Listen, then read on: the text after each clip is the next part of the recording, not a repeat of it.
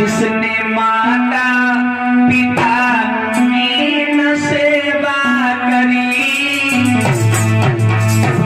कि जिसने माता पिता की न सेवा करी, उसको मंदिर में जाने से क्या फायदा।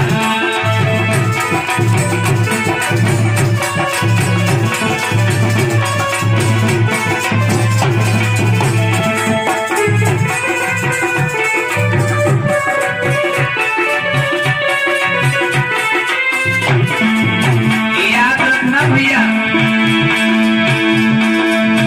जिसने माता पिता की न सेवा करी, उसको मंदिर में जाने से क्या फायदा। जिसने माता पिता की न सेवा करी, जिसने मम्मी पापा की न सेवा करी, उसको मंदिर में जाने से क्या फायदा।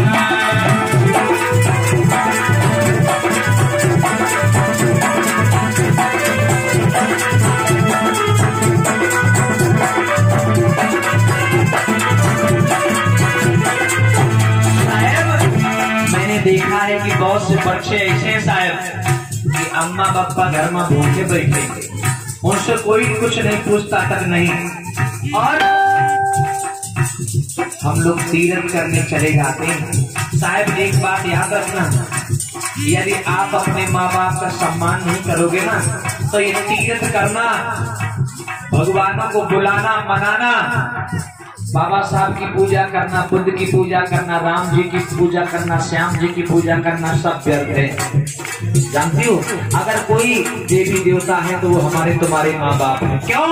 वो मैया जो माँ अपने कोख में हमें तुम्हें 9 महीने तक अपने खून से सींचती है साहब, और जन्म देने के बाद खुद गीले में सोती, हमें तुम्हें सूखे में सुलाती है।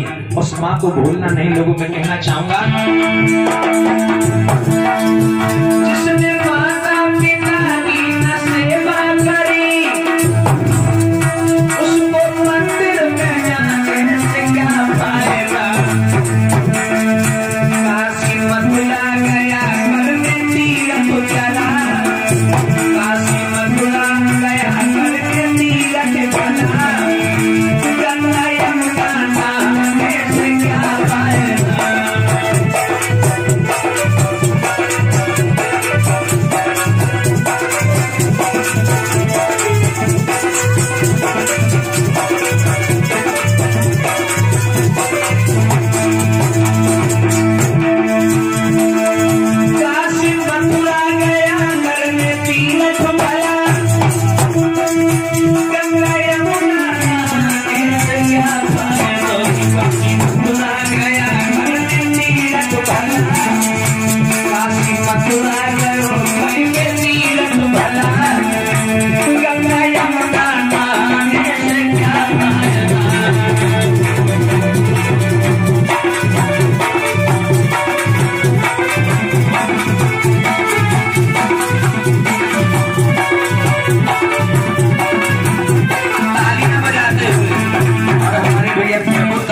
विकास समिति की ओर से हमारे भैया श्रीमान नाग प्रताप पौधे जी जो ग्राम गुदैला से आए हैं, और हमारे भैया सोनू भैया एडवोकेट जी जो ग्राम महबूबपुर से आए हैं। आप दोनों लोगों की ओर से 100 रुपए का धमदान हुआ है हमारे भैया का। जय मंगल हो, जय मंगल हो, तालियां बजाते हो। जिसने माता पिता की सेवा करी,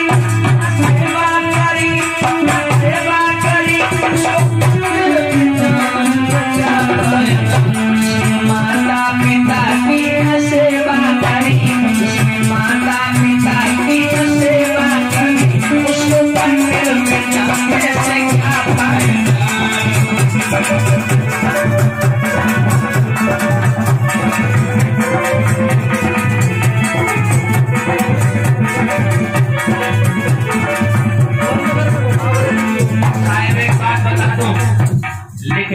उत्साह नहीं होगा। अम्मा पापा घरे भूखे बैठे और देवी मैया पे उपवास कर रही है, देवी मैया पे भोग लगा रहे हो। अरे वही भोग अगर अपनी अम्मा को लगाओ हो तो ना, तो अम्मा तुम्हें कितने आशीर्वाद देती, साहब हमारा बेटा जुग जुग जी है। गंगा में तो डुबकी लगा रहे हो। अरे अगर गंगा में स्नान कर लेने से पाप धुल जाते तो जितने चोर लुच्चा छिनरा है उसके बाद गंगा ही नहा ले, सबरे पाप दूर। कितने पाप करो फिर गंगा नहा लो फिर दूर। तो साहब विद्वान क्या कहते हैं, मन की कुठरिया साफ नहीं तो गंगा नहाए। गंगा नहा लेने से तुम्हारा बदन तो धुल जाएगा, तुम्हारा शरीर तो साफ हो जाएगा, लेकिन जो मन में कीचड़ भरो, मन कैसे साफ करोगे? मन जानते हो कैसे साफ होगा? अच्छे लोगों की संगत से, विद्वानों की वाणी से, बुद्धिमानों की संगत से। और साहब बुद्धिमान है ना, तो ये कहूं आसमान से नहीं गिरा था। जो हम लोगों के बीच में हमारे बुजुर्ग दादा लोग हैं ना, इन्हीं के बीच में बैठना चाहिए। लेकिन हमारी फोन वाली बीमारी ऐसी चली है कि अगर हम लोगों के बीच में बैठे हो तो उन्हें दुनियादारी की बातों से मतलब नहीं। तुम बातें कितनी कर फोन में गुरिया रखता है। जब से फोन आ गो तो लोगों का आपस में बातें नहीं करन दे। तो लोगों